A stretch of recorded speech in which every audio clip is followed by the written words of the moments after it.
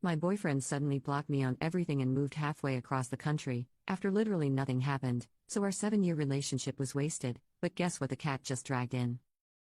It feels completely unreal. I'm 24, and I have been with this guy since I was 17. A quarter of my life and basically my whole adult life. He is the first and only person I have been with. Nothing happened. We didn't have an argument, we had a great relationship, at least in my opinion. One day we were cuddling on the couch, and the next, I can't get a hold of him. He blocked me on everything. I was so worried at first. My first thoughts were that he was hurt or dead or in a terrible accident. I only learned from a mutual friend that he basically moved halfway across the country. He is still alive, at least. He just doesn't want to talk to me. It's been 3 weeks now. What do I even do?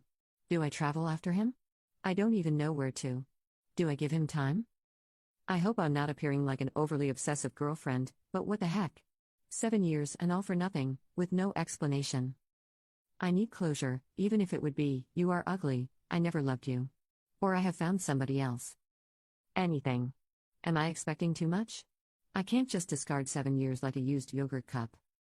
Maybe I did something wrong, but I don't know what it could be without him telling me. I didn't cheat on him. I have always tried to be kind and caring. I wasn't a financial burden either. I paid for my own things and paid half of everything. I'm trying to think of all the things I could have done wrong. I had a terrible childhood. I was mistreated and still have some scars that show it. Maybe he thought I was ugly from the scars or too depressed and sad at times, but he still could have told me. I would have understood. He and our mutual friend both blocked me now, and I'm not getting any answers. I'm just sad and confused and don't know what to do.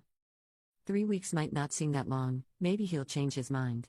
I just don't know what to do or how to handle this. Relevant comments. Honestly, all I can say is what the heck? My heart hurts for you, but the mutual friend blocking you as well has thrown up something had to have happened, or that's what Hess saying to people vibes. But really, no amount of cyber stalking him or friends is going to fix this. No amount of begging or all of the things you want to do. If he wanted to give you closure, he would have. And he sucks beyond words for not giving you that. If all was well, the more you chase answers, the crazier you will feel and look, even though you absolutely deserve those answers. I get a therapist immediately and work on rebuilding your life without him. This will do some damage for sure, so I'm serious about therapy. At this point, it feels like no amount of therapy will make me feel okay. It's probably the best advice, but I'm currently in a staring at the wall and just asking myself why phase. I still have my cat to keep me company. She and her butthole in my face are some emotional support at least.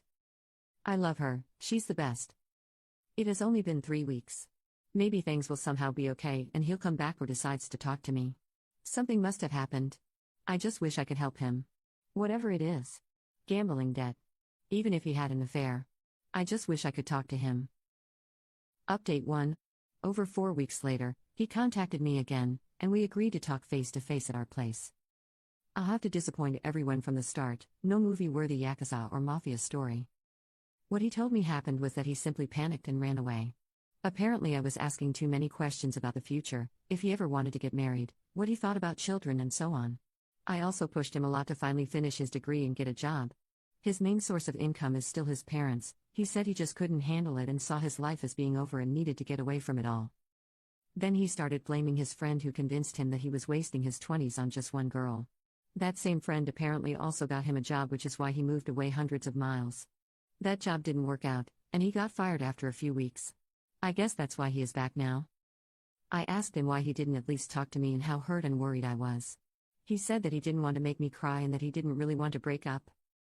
He wanted to prove that he could succeed at that job and then come back to me. Overall, a lot was said. We talked for over 2 hours, but that's the gist of it. He must have apologized like 100 times, telling me how stupid he was to let his friend influence him. One kindergarten-like logic stuck with me. He said, "We never broke up. I never said that I wanted to break up. We just took a break." In my mind that sounded like, you didn't say uno, we're still together. He basically promised me heaven on earth if we got back together. Breakfast in bed every morning, he'd do all the chores, what have you. He also swore that there was nobody else, that he slept with nobody else. In the end, he asked if he could stay because he hasn't been paid from that job and used all his money and has nowhere else to go. His parents live too far away, and he is on bad terms with that friend who got him the job. I felt a bit bad, but I told him no. I needed to process and think about everything. I did, however, agreed to store some of his boxes to free up his car. So, that's where I'm at now. Sitting alone in my apartment with his boxes. One of them smells really bad, like moldy clothes. Maybe I'll wash those tomorrow for him at least.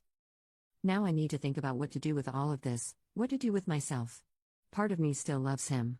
We had so many great moments together before that, he helped me through a lot. He helped me get away from my abusive mother and stepfather. He is the man I wanted to marry, maybe have children with. This is only my side of the story, too. I don't know everything he has to go through mentally. I can understand panicking. I don't know.